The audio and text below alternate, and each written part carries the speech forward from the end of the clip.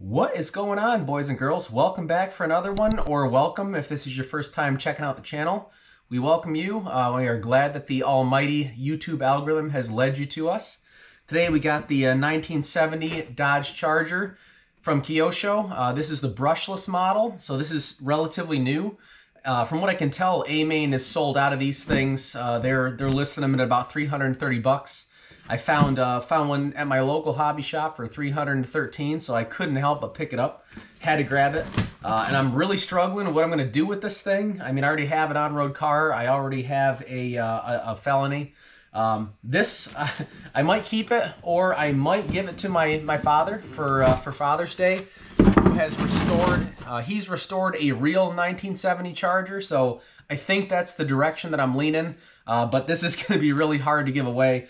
As you saw from the thumbnail, spoiler, I did have it out of the box once to install the lights and the micro servo to actuate the headlight doors. So there's no way I wasn't going to do that, because you can drive the headlight doors up and down just like the real 1970 Charger, and I wasn't going to not put the 5mm LEDs in it. So I do have to admit, for full disclosure, I had it out of the box, but we'll bring it out here for you guys to see. It comes just like this. Comes with the cellophane over the top.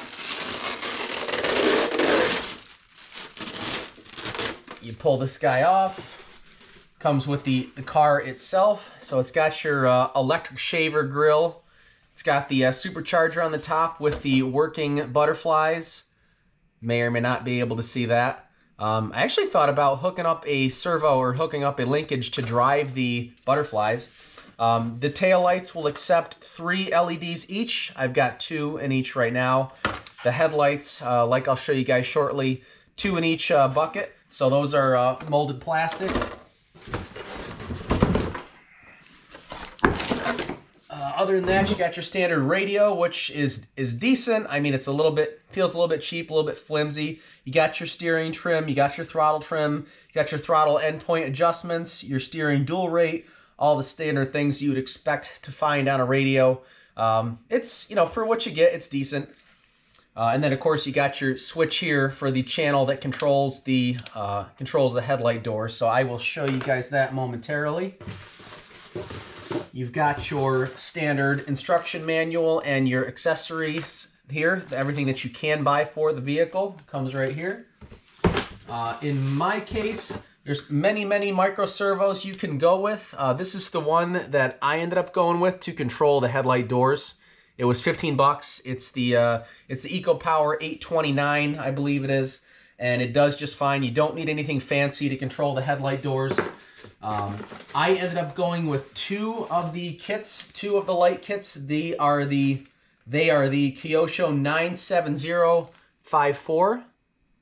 So I got 2 of these things. Each one of these are 4 bulb kits, 2 white, 2 reds. So obviously, 4 white, 4 reds gives me a total of 8 LEDs. I can put 2 more in the rear taillights. It did come with some extra disc brakes here. Comes with your standard kit, your standard wrenches, extra screws, etc. This doesn't show the crossbar that ties the 2 headlight doors together, because I've already installed that. Other than that, yeah, let's get into the car itself. Pull off the tabs here. So it is a brushless vehicle. So the ESC does take a 2 to 3S LiPo. However, the motor itself is a 4000 kV motor. It's rated for 2S only, so don't run a 3S on it. If you do the math, for people that don't know, the kV rating of the motor means for every 1 volt you put to the motor, it will spin that many thousand RPMs. So in this particular case, since it's a 4000 kV, every single volt you put to it, it will spin 4000 RPMs. So running a 2-cell, which is a 7.4 volt LiPo, if you do the math, 7.4 times 4000, you're at just shy of 30,000 RPMs, so you definitely don't want to run a 3-cell on this. That will overspin the motor. You'll probably get it really hot, probably melt the magnets, the rotor, all that sort of thing, so don't do that. Getting into the car itself, this is what we're dealing with here. So you got, what I ended up doing was I ended up going with a Traxxas 2-cell battery. I didn't have any 2S batteries because none of my stuff is 2S. Everything I have is 3S, 6S, or 8S. So I didn't have any of those batteries, so I ended up going with a 5800 milliamp hour 2S battery from Traxxas, just because I already have the ID charger from Traxxas. I've already got all that. Just made sense for me. The cool thing, in my opinion, is you get these the radial style tires. They don't give you slicks on these things, which is cool in my opinion, because you get something that's more representative of the era of this vehicle. So, 1970 would have come with something like this on it. You got your standard disc brakes up in the front, and I think it's, it shows disc brakes in the rear. You guys will have to let me know in the comments if that's accurate. I think these probably came with drum brakes. Probably had the disc brake conversion available if you wanted to do that. It's got the blower on the front that's actually mounted to the chassis, not the body, like you can see. I'm guessing they probably did that for extra stability and that sort of thing. So yeah, the actual car itself, or the ESC, like I had mentioned, is rated for a 3-cell, but the motor itself is only rated for 2S. So I would not go running this thing on a 3S battery. The one thing is, you do have to hook up this linkage itself, and I'm going to bust out my cell phone here just so I can see what I'm doing. You do have to put the linkage on that actuates the headlights, which is a little bit cumbersome to hook up. It comes with a pin that you can stick through it, but it just kind of slides over, and then you slide this down, and then you put your pins in the body, just like you would normally. And I'll show you guys how this goes. So once you get your actuator over the little arm itself, then you can put your body clips in. And sorry, camera angle's probably not great on this. Probably gonna get beat up in the comments, so that's fine. But doing this kind of in one take. So we're gonna put all the clips on here.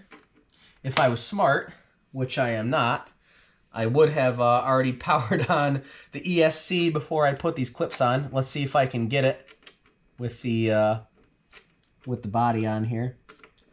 So turn on the radio. Got my 4 AA's in there. See if I can maybe get this thing on here. Oh, I did it. There, just beat twice. So you got 2-cell LiPo in there. Check this out, guys. Turn off my cell phone. You got 4 LEDs in the taillights. And then you have your headlights here. Check this out. This is the money shot.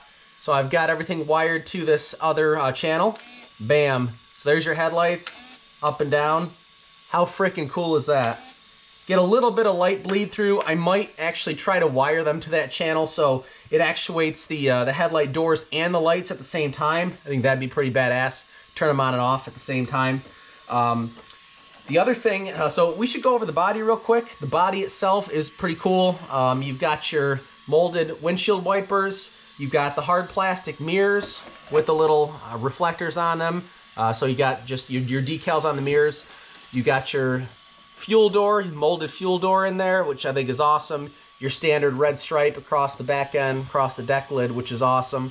The one thing, if I had to gripe about it, and I'm sure everybody is going to gripe about this, and rightfully so, they did such an awesome job on the realism and the everything on this body. They did such a great job on, and then they didn't go the extra mile for the door handles. They put stickers. You got stickers for the door handles. So I think that is, come on, Kyosho, that's a little bit of a cheap out right there. I mean, you could definitely put, how much extra is it going to cost you by putting a little plastic door handle on there just to make it more accurate to the body? Because everything else looks so dang good in this thing, and they cheaped out on that. But this is what you're dealing with. This is what you get. 313 bucks from my local hobby shop, and I just can't get enough of these headlights. I mean, flipping these up and down is just freaking awesome. Wasn't too bad to install that. Kind of a little bit of a pain, but just read the directions, take your time, don't get frustrated, and I think it's awesome. Everything else, they did a killer job on this. Unfortunately, it's like almost midnight here on a Saturday night, so I can't take it out for a drive. It's the end of March right here in upstate New York, so some days are, you don't know what you're gonna get. Some days are like 70, other days are 20. So I will try to get this thing out here really quick or sometime soon. Let me know what you guys think. Let me know what you think if I should give this to my dad for Father's Day. I'm really leaning that way, but it's such a cool car. It's gonna be really, really hard to give up. But thanks guys for watching. I appreciate you. Please make sure you like and subscribe. Tune in for the next one, and we'll catch you guys next time. Take it easy.